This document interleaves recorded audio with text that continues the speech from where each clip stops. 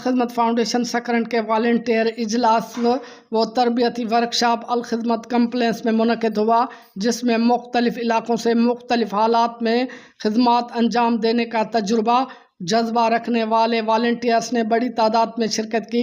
اجلاس سے خطاب کرتے ہوئے الخدمت کے ریجنل ڈیزاسٹر مینجمنٹ سندھ کے ڈپٹی ڈائریکٹر کنور راشد مکرم نے کہا کہ ہنگامی حالات میں کام کرنے کے لیے تربیت یافتہ والنٹیئرز کی اہمیت کبھی کم نہیں ہوتی۔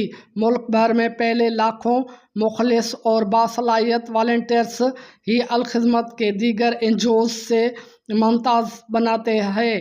اس موقع پر مونسون بارشوں کے حوالے سے احتیاطی تدابیر کے موقع پر گفتگو کرتے ہوئے الخدمت سکرنٹ کے نائب صدور مقامی ڈیزاسٹر مینجمنٹ کمیٹی کے انچارج یونس راجپوت نے کہا کہ کسی بھی ہنگامی صورتحال سے قبل احتیاطی تدابیر اختیار کرنے سے خود کو اور سماج کو بڑے نقصان سے محفوظ رکھا جا سکتا ہے۔